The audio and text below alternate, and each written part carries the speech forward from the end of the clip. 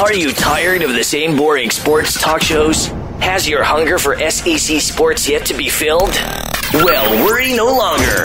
You have arrived in the waiting room with Dr. SEC, where the sports talk is unbiased, refreshing, and impossible to duplicate.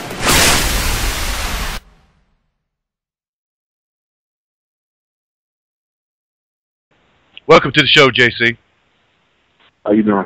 Thank you. Great, great. Well, let me start by saying congratulations. You had a tremendous game this week, and as before we go too far into the interview, you know, I talk a lot of times for the last 3 years. I've seen every single play that's been played by an SEC team. I watch and have to rewatch different games to get ready and prepared for the different shows. But I've got to tell you, of all the people that I've watched over the last 3 years, you're absolutely one of my top 5 players I enjoy watching. It's because you play the game the way the game used to be played, and you play it so physically and so strong. And let me ask you this, your whole career, you've been the guy doing the dirty work while others reap the benefits. How good did it feel to finally get recognized this weekend at the NFLPA Collegiate Bowl game? Just to be honest, man, I really love just hitting people. So I like to be in physical man on the field all the time. Just to get the ball and carry it in and have my team win is a great honor. You know, I gotta give credit to the O-line that I had. They was really good. Absolutely. Now, when you look at this past week's game, of course, you had 2 touchdowns. They gave you the ball right in the red zone. It's kind of fun to kind of get to plow your way in there, isn't it? Yes, sir, it is. It's really fun. Put points on the board. Absolutely. Now, let me ask you another question as we move on. Coming out of high school in LaGrange, Georgia, you know, what was the leading factor that kind of led you to leave the state of Georgia, to leave the area and go to LSU?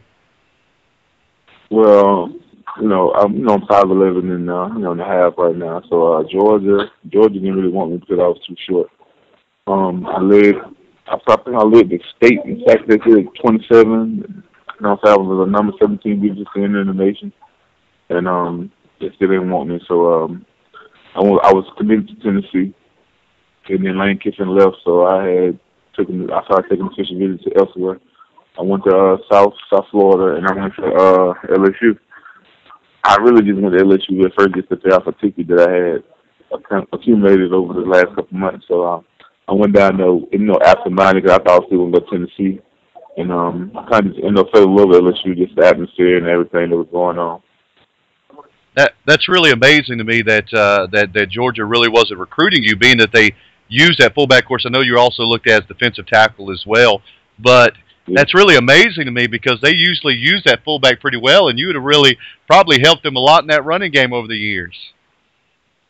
Yeah, but at that time, I don't think, over the last couple of years, I probably everybody's trying to transform other players into fullback to play the position. I remember when we played in the SEC, he said, Coach Kirby Smart, not Kirby Smart, but what's his name? The Georgia head coach, he said we had to find players on our team just to see who they could play the fullback position. And they picked up another dude, and he started playing it for him. Just to get them a good look for the defense. Absolutely. Now, as you kind of, from the outside looking in, talking about playing at LSU, talking about Coach Les Miles, it seems like he's really a player's coach. How was it playing for Coach Miles? It was great because you never know what to expect. He wasn't the same any day, so you had to come in on your toes and be accountable for every action that you did. So it really got you really prepared for the real world. Absolutely. Now your LSU career is now officially over. I know that it's got to sound weird as long as you were there, but looking back, what are you most proud of your LSU career? Being able to play LSU football for 4 years, and being able to grow into the man that I am today and have a family that's proud of me. Absolutely. Now, I'm assuming that you'll now begin to prepare for Pro Day. And what are your plans, and what are you looking to improve most upon over this next few weeks? Number one, I need to drop my weight and drop down about 25 pounds, and work on catching, and just hone my skills pretty much, and just be aggressive but under control so I can hit people more deliberately. Absolutely. I know you're a guy that you're looking at the NFL roster, there's not a whole lot of fullbacks. It's kind of like a kicker's position. It's one there's not a whole lot of spots to get into. And so I know that I know. Has there been any talk? I'd heard that possibly that when you get there, there could even be talk of kind of using you at different positions. Have you heard anything like that? Yeah, at the game they tried me at tight end for a couple of days, and I play all special teams. So, if I don't care what I do, as long as I contribute to the team win, I can play anything. Well, let me tell you why I have no doubt in my mind that you're going to succeed regardless, and that is because you have the toughness that it takes. There's the skill part of your game, and I mean we've seen that at different times, but there's just such a physicality and such a toughness that guys like you, they can't keep off the field. And I know when coaches are looking at you, that's got to be something you hear because, listen, you had running back after running back after running back. You blocked for so many different running backs over the years, but all of them found success. The one common denominator was you plowing the hole 15 yards. True enough. Think about it. I had my freshman year, really. I blocked for him a couple of games, really. Spencer Ware, Michael Ford, Jeremy Hill, Alpha Blue.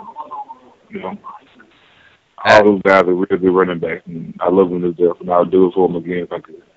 Absolutely. Now, I want to read this. I have thousands of people that I'll look at in different things at Twitter. You've got absolutely the best Twitter bio in the history of Twitter. I'm going to read this for our listeners. It says, "I am the punisher of God. If you had not committed great sins, God would not have sent a punishment like me upon you." Now, that mindset, that's kind of what you take on the football field, isn't it? Yes, sir, it is. Absolutely. Well, listen, JC, we appreciate you coming on the show so much, man. I'm looking forward to your NFL career. And when you get that first Pro Bowl experience, you tell everybody Dr. SEC said you're going to be there. All right. Thank you so much. All right, buddy.